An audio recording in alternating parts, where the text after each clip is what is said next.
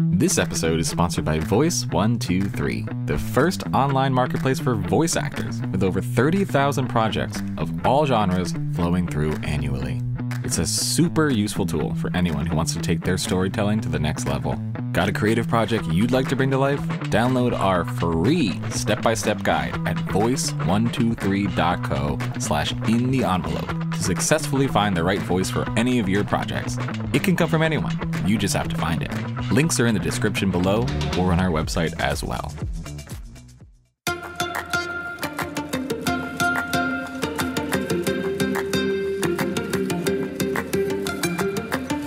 Welcome to In the Envelope, a podcast from Backstage, the one-stop shop for actors and creators both above and below the line.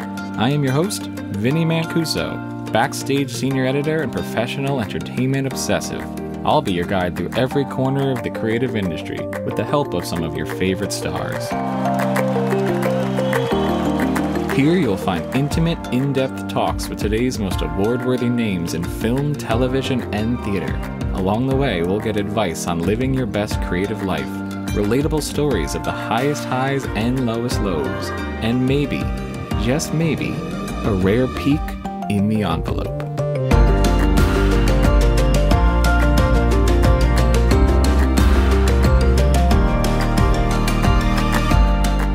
Obsessed with the idea of, like, especially teenagers, just doing the research, read as many books and watch as many movies and listen to as much music as you can so that you actually understand the stories that you're telling and in a way, like, honor them by continuing that legacy, which is really like the great human story. Welcome to another episode of In the Envelope, the Actors Podcast. I am your host, Backstage Senior Editor Vinnie Mancuso, and joining us today is the incomparable Natasha Lyonne. Now, as you can see in the runtime down there, we only talked to Natasha for about 40 minutes, but I could listen to her go on and on about movies pretty much forever. She is a walking cinema encyclopedia, molded by many, many rep screenings at New York's Film Forum. And you get that passion for film history in every word she says. You can definitely feel it in episode 8 of Poker Face, co-written, directed by, and starring Natasha Lyonne. Now, all of Poker Face is great. It is a murder mystery of the week series from Rian Johnson. What's not to love? But episode 8, specifically, the Orpheus Syndrome. It's not only a showcase for Natasha's very quickly growing talents as a director, as someone behind the camera, it's also just a love letter and a throwback to handcrafted, practical effects-driven filmmaking, the type of stuff they just don't make anymore. And because of that, as you can imagine, Natasha has a lot of thoughts on the rise of generative AI in the entertainment industry. We actually start this very conversation talking about what she had to say about AI at this year's Times 100 Gala. I urge you to go watch that because, like everything Natasha does, it is so funny and so real at the same time. Watch that first and then come back for this very, very informative and lovely and hilarious chat. Let's get right into it. Here is Natasha Lyonne.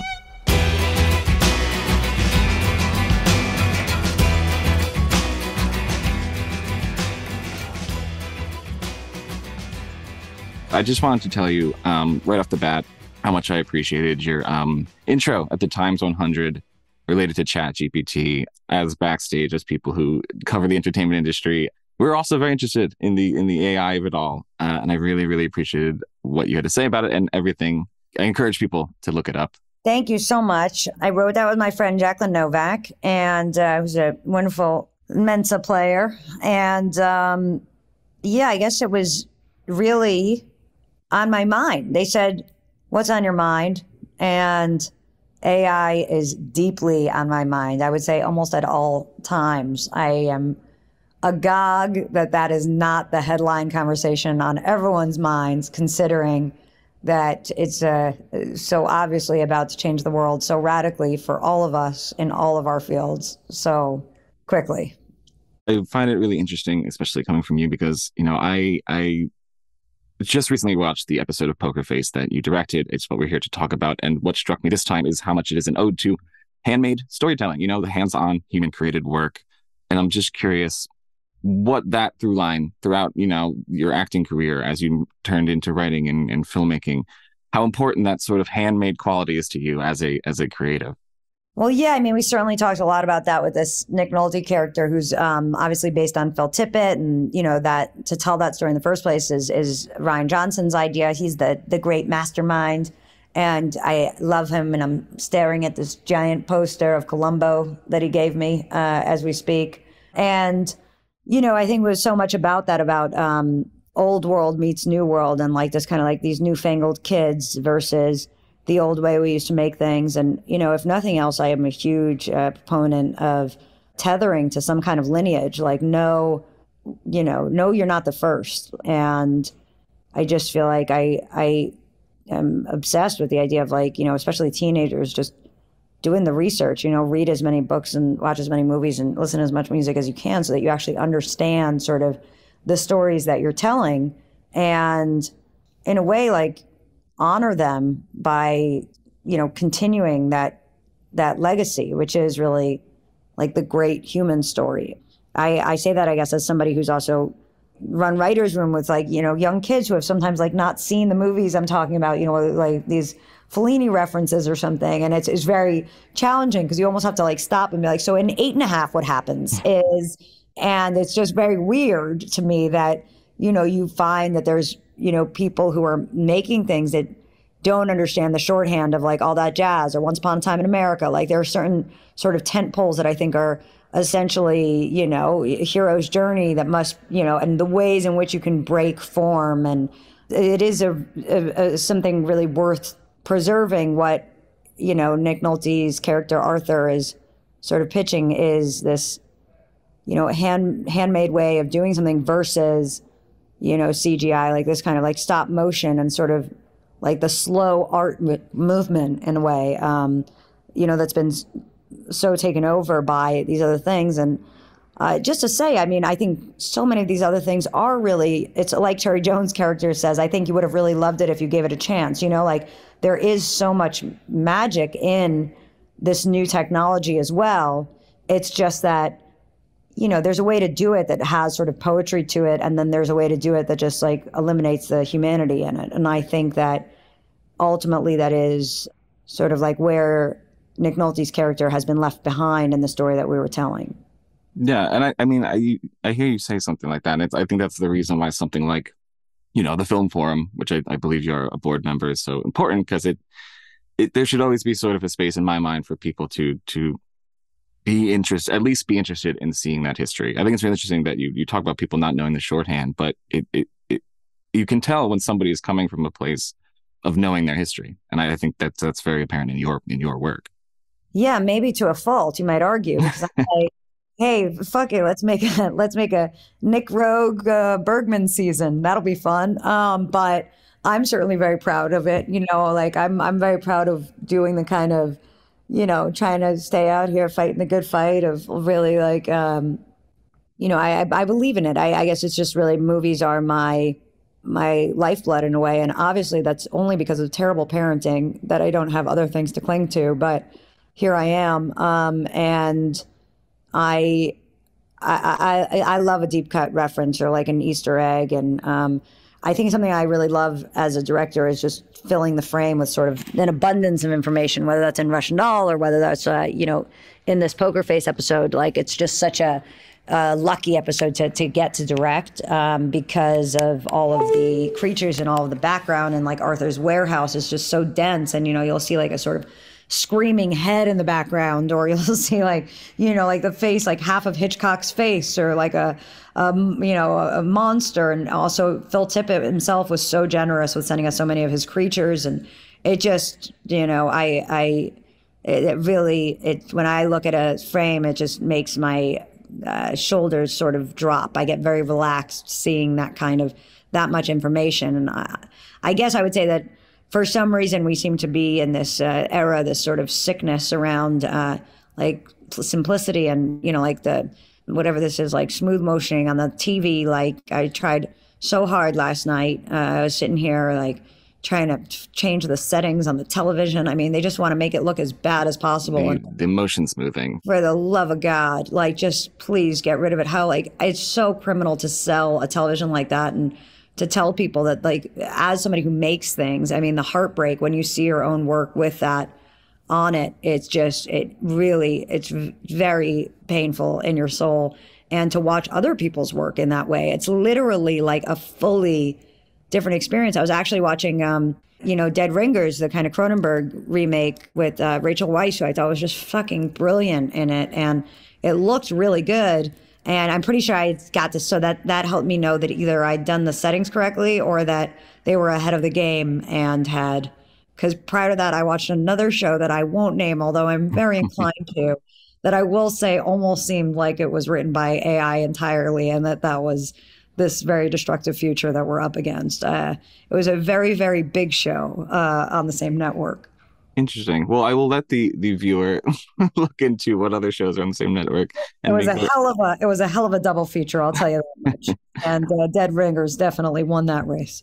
Absolutely. I am, I am always curious with those settings, the motion smoothing is for, because it does seem to make everything look worse, and not just look worse, it takes away a lot of the, like you said, the innate humanity of good filmmaking, and the grain and the motion blur and stuff like that. That to me is part of watching a movie. God, you've got to pay for that. So, like, I mean, if you knew the amount of hours and obsession that go into this, like, also, the live grain is a specific kind of a thing. Then you're to a line item on your, budgets and then the color correction. I mean, it just, the entire show can fall away. And it's devastating. My sense is it's for sports, I think, or it might just be this, like, greater mission that the world is after of, like, leading us towards full idiocracy. So they just want us to see lesser images so that we all get dumber collectively and stop noticing, maybe that's the ultimate plan here, strategy. I have no idea why somebody would want that. But it's one of these, like, subtly treacherous, dangerous things that I think are harmful in deep ways. It almost is like, it's part of, like, the same disease that kind of has, Photoshopped images that give young girls body dysmorphia or something. It's all, like, part of the same weird futuristic sickness that we're in. And vis-a-vis filmmaking is really devastating. I think everything you just listed, it just works to get rid of the human nature of art, which is like kind of the whole point of watching it, experiencing it. One would think, and yet here we are. I mean, maybe they're the majority, and I often think about stuff like this. I'm like, maybe I'm just an old person, sort of like railing against, like, the good old days when you couldn't see the movie. It's like, put some Vaseline on the lens, for God's sake, would you? Like, maybe I'm just sort of this dying breed who's like a last man standing, but certainly it gives me a lot of solidarity and ease of understanding how to, empathize with Arthur, Nick Nolte's character. That's for sure. Yeah, I was going to ask how, there is not a lot, there's a massive throwback nature to your episode of Poker Face. So the episode you directed, of course, you star in, and Exodec could produce everything. But the episode you directed is baked in this, it's obviously Vertigo is the big hinge point, but there's just a throwback nature to all of it. And it seems like people these days are responding to these homages. So I'm curious how you feel about the idea that in this age of where it seems like, the technology is winning, people are responding to sort of a throwback, doing interesting things with the camera and canted angles and, not just putting it on the sticks and letting it sit.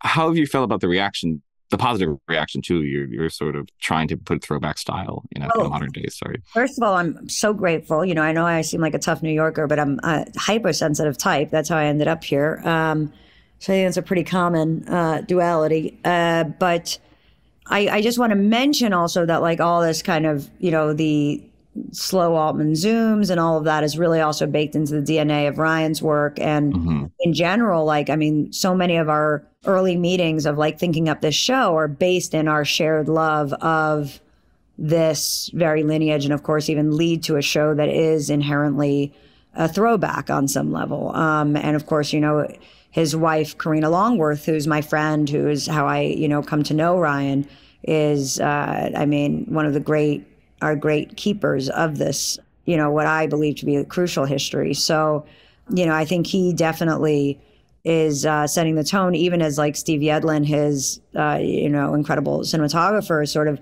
also, or sort of simultaneously so ahead of all of the technology. Like he's really into all of that. And so is Jaron Presence, who shot the episode The Orpheus Syndrome with me. And so like it's interesting watching that marriage sort of happen correctly. Like when it clicks, there can be also a real magic to that. And I don't remember the first part of your question. It's just a broader question of how you see. It's almost like old is new again. You do these homages and people respond positively to it. So I'm just curious, as someone who is doing more and more directing, how you see the evolution of baking in these homages into it and the reaction to it. Yeah, I know what the other thought I had when you asked that question was like, when Kurt Cobain appeared, it was really it's like we were so hungry for something real and raw coming out of all that pop. I do think that sort of pop culture works in phases. It feels like, and I think that Poker Face is so special because it hits both notes. You know what I mean? Like there's something about it that feels like, immediate and of this moment, but also has space in it to be a throwback. I do in general, though, think that historically we've always seen that, you know what I mean? Like the whatever, like sort of like the uptight nature of the 50s led to like the revolution of Easy Riders, Raging Bulls or something. And there's always been that kind of call and response in culture. I just think we're in a particularly weird moment where, it's kind of getting away from us as these sort of like corporations are taking ownership over the arts. It's getting harder and harder and sort of more and more narrow.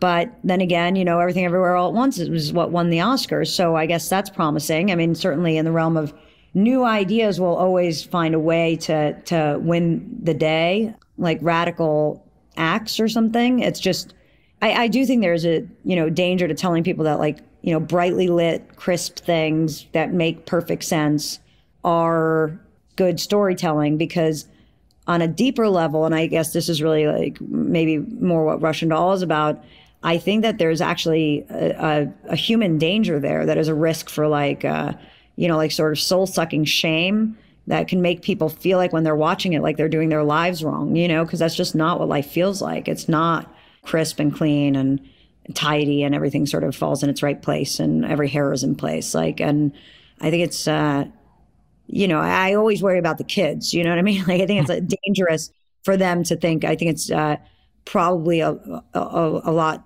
safer for them to be watching like Dog Day Afternoon or something and saying like, oh, maybe maybe it's normal to feel like I'm a person. I imagine that sort of paints a clearer picture, or like anything Cassavetes has ever done or something might be a safer way to, understand why you feel uncomfortable inside. Yeah, I think that's almost part of the power of the case of the week nature of Poker Face is it sort of drops in on all different kinds of situations from all different kinds of genres almost. And it's always a complicated situation where there's right and wrong, but you almost get 10 versions of that in one season. So it kind of shows, and it's just completely different each episode. So you're sort of getting another slice of the weirdness of life with each episode. Yeah, I think that was something that was really exciting and important to Rian and really cool for me. It was just the idea that Charlie would be falling into kind of like all of these pockets. I guess in Russian Doll, I remember in the room, we would talk a lot about noir in general and how you end up in these noir films kind of falling into these little pockets that are accidental. You'll see in those kind of old movies that, the detective will have to kind of have just like one quick conversation, but the character is so eccentric, you never see them again. And it's in some weird back room that they found. And we sort of, would try to play with that game there. And I think here you sort of see an extended version of that of like, it's so fun that you see this kind of desert rat character who's kind of like, Jeff Bridges, the dude, sort of ambling through the situation, like lazy. It's not Gene Hackman in French Connection. It's Gene Hackman in like Night Moves, later in his career, like lazier. And of course, that's obviously very Peter Falk and that kind of a thing. But just somebody who sort of doesn't necessarily want to be anywhere, but actually loves people and just hates injustice and is sort of like almost a mathematician or like a puzzle solver by nature who's like, that seems off. Let me go fix that. But, to get to go into so many pockets that are not the usual things we see is, I don't know, it really appeals to the sort of Kerouac part of me. So in terms of, you've done a fair amount of directing at this point, and you will be doing more directing in the future. In terms of like on the day, on set, do you think you've noticed yourself developing a definable directing style? Do you have something that's really worked for you, or is it something where it really does just depend on the situation? So, I mean, I would say that I'm somebody who seems, I think it's probably that because I have that big hair, it might seem like, or an attitude problem, probably. It seems like I'm pretty obsessive, just hyper prepared, So I think a lot of what people register is like, like, wow, it seems so natural or something. It's actually just that I'm, so obsessive that I'm trying to make it seem like it's like, rolling off my tongue or something. And so I would say that that's with acting, I guess. But, and obviously that being like that level of preparedness prepares you for improv. That's when improvising becomes fun. Like, you can always tell that like sort of an actor doesn't really know their lines when they get very like obsessed with their props, as if the props are making them forget their lines or something. You're like, nah, dude, you're just not prepared. Like it's much more fun to be able to play with your props because, you know your line so well that now you can improvise something about, hey, this lighter doesn't work, because you can get right back into the mini monologue or whatever and stay focused rather than completely lose everything because there was one distraction, And I would say that as a director, I'm basically similarly obsessive. So I'm like fully storyboarded, totally shot listed. Like I have like a photo of every angle, every location, and for very similar reasons of I want to be able to be loose when I get there, meaning like open to those changes. I'm sort of by nature like a bit of a merry prankster and a surrealist, and kind of like I like keeping it sort of mischievous. So the best way I've found to do that is by being so obsessive of feeling like, and I guess I like, like the math of movies and this like sort of, it's going to be like a split diopter that it's going to like have a married B-side to it, that kind of a game, like I just like knowing in a way what the edit is going to be, even as that changes and evolves on the day. I also do this thing where, like Sam Rockwell some years back introduced me to his acting coach, Terry Knickerbocker, because obviously, I'm basically a high school dropout. I guess I was skipped, my senior year of college by Tisch to be in their film program, and I was going to be a film and philosophy double major. And I thought I was going to be like, I'll be like Albert Brooks or whatever, and I'll maybe, do this sort of like Bergman meets comedy thing. I guess I just come off working with Woody Allen, who at the time was very popular, I'll remind you. And I was like, since I've already played his daughter, now I can just start, making movies. And the more philosophy I know, the funnier the jokes are going to be that I can write. And then I'll work with all these, incredible cinematographers, like European cinematographers, and sort of do these funny, weird stories as a director. But ultimately, I dropped out of that program and just went to the film forum and learned it all there. And I don't know, I guess I love the sort of like obsession with form is, I guess, what I mean by that. So anything that feels like very purposeful and intentional is great. And then, so yeah, I was a dropout, so I'd never really taken any acting classes or any filmmaking classes. And anyways, Sam Rockwell introduced me to this guy, Terry Knickerbocker.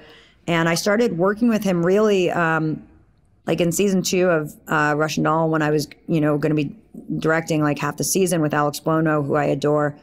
I wanted to make sure also, because it was during COVID, that, we weren't going to get any rehearsal time really on set with the actors, and everybody was going to be so masked up. So I went over like in detail every single line of each script to make sure that every character's kind of like motive was spoken for, so that if any of those actors had questions on the day, it wasn't just like I knew as Nadia what I was going to be doing, or I knew as a director how I was going to be shooting it, but I was going to be able to answer, and then went through it with each of them to make sure that they felt comfortable. So like, let me like change any of your, like bring me your beefs now, because we won't have time on the day when I'm playing, Jughead, meaning like, one man banding this thing. So I found that really helpful. And so I also did that with Terry on this like Poker Face episode of just making sure that like, you know, somebody like Cherry Jones, who's so high level and incredible, or Luis Guzman or Nick Nolte, that I wasn't going to be in it. Or for myself, like when I'm directing myself, that I'm really buttoned up in terms of like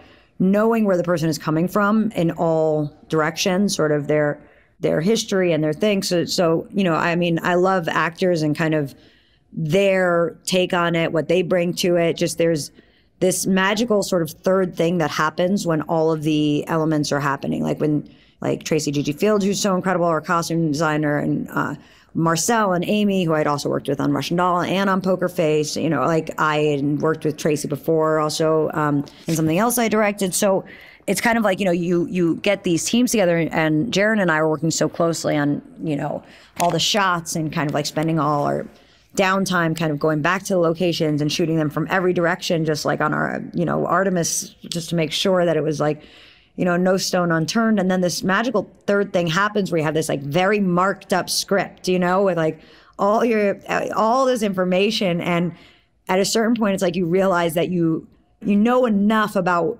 what questions are going to come up, that there's like this like free spirit to the answers. And sort of that's where it gets really fun, basically. And that's when you're like sitting there with the zoom gun at the monitor and wearing your little earphones and your fucking headset and your hat's on backwards, your hair's all crazy. And you're like, hey, now this shit is fun. And it's that's when I feel like my most Fosse-esque, and I'm like, now I'm having a good time.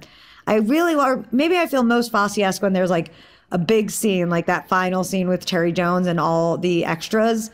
That's when I really enjoy almost playing like choreographer, you know, and sort of there's a real joy to that too. But I don't know. I mean, if you're getting to watch Nick Nolte's face in a like this fucking really tight close up, and he's just watching, you know, when he's sitting there seeing sort of like the reality of the day of this, you know, accidental death happen to Rowan Blanchard on set, and he's sort of like seeing his life that he's sort of spent, you know, fucking decades of his life thinking that he murdered somebody and he was wrong, you know, and you have like a face like Nolte and you just get to be so close on it. It feels so visceral when you're standing there watching him go through that thought process. It's really like it's an incredible, you know, feeling basically to see artists get to do their thing. Yeah, I was actually going to ask, because there is, you know, like you said, there's just so many great held close-ups on either Nick Nolte or Cherry Jones. There's the scene where they're just sort of, you know, they're talking around a fire, and it's just like you said, you're just sort of watching years of their relationship play out over their face. So I'm curious, you know, you're an actor, director, when you are just sort of letting the performance speak for itself, what are you doing to get it? I mean, I'm very like in there, like I'm pretty, you know, like I'm on the ride. Like I'm like, so I'm like standing there like next to, you know, Jaron at the monitor, and I'm like literally like my fingernails are like digging into him as I'm digging into the zoom gun, going closer and closer, like, you know, and like he's like calling into the operator to like, you know, just move over ever so slightly so we get a little bit more fire, like the fucking, you know, whatever, that oil off the fire on their faces morph just a little. And I'm like, I can't believe what's happening. I'm like fully invested in it. And then also simultaneously like taking notes on my arms of just like little small things that we got to just, you know, dial in or whatever. And, you know, sort of like running up to them, like sort of excited. But then you get there, and sort of one of the gifts of being an actor first is like you understand that actors are a little bit like cats. So even if you go out there with all this energy from being at the monitor and you're so excited, you get out there and you realize that like Nick and Cherry are in their own state of mind, you know? And then you're sort of in this dance of like, whoa, whoa, whoa, I got to bring my thing down to their level of in their vibe right now. So I got to go real slow. I'm like, oh yeah, that was great. Like I got to get in the fire with them instead of sort of breaking their spell by giving them like notes that are too distracting. You know what I mean? Like, so you just like, you're trying to just sort of like sink into this sort of third reality with them and just tweak it ever so slightly, like to remind them like, oh, if you don't say that line before that line instead of after it, the sentence doesn't make sense, but do it your way if you must, you know what I mean? And like, you back away slowly. And you kind of, it's also really, it's just funny as somebody who's an actor director to notice so many things that I wish other directors knew about, like if you sort of like call out to somebody like, and let's get Cherry's hair back in place. Like now poor Cherry, all she's going to be thinking about, or any fucking actor is going to be thinking about their hair. Like, was my last take usable, So it's like, the right way to do it is you kind of go over fucking Marcel and you're like, by the way, I'm going to just move that over a little bit. It's covering, her eye. And like, he can gently do that in a way that kind of keeps her in her zone. That type of, like, there's all these sort of subtle tricks of sort of like how to keep people in a third reality that I actually really think extends to the entire crew of like, what was beautiful about working with the Poker Face crew is like, we'd been at it for, several months by the time I was directing, such that it was just so loving to like watch. I was so grateful, because they really, like the whole crew got on the ride, with us of like, the gaffer, like, it was really, everybody sort of gets in the same spirit of just making sure that precious sort of third ether fucking place that you're playing with, for anyone who's done acid, you understand this very easily. But, like there's like life has layers, and basically to me, it seems like in a way decent, let alone great filmmaking is like that you're able to access it in really any field, so that even, like for the operators, like for everybody starts to know how to kind of like work as a team to kind of hold that space as a very precious, it's a very, you can like break the spell very easily. So I don't know, I guess that's a long-winded way of sort of giving you some type of answer.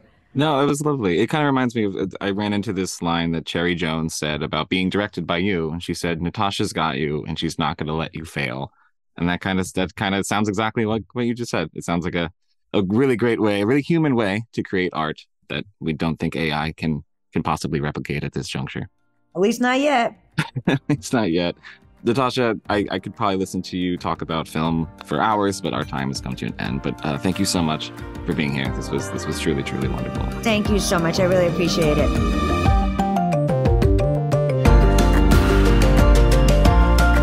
Thanks, as always, to our brilliant producer, Jamie Muffett, and to the whole team at Backstage. Samantha Sherlock, Mark Stinson, Caitlin Watkins, and of course, Kasey Howe. Visit Backstage.com, and don't forget, you can subscribe to Backstage with code ENVELOPE at checkout for a free trial. 100% free, you simply cannot beat that. For more exclusive content, find us on Facebook and Twitter at In the Envelope, and subscribe, share, and leave a comment. Who should we interview next? Let us know. Thanks for tuning in. We'll see you next time for another peek in the envelope.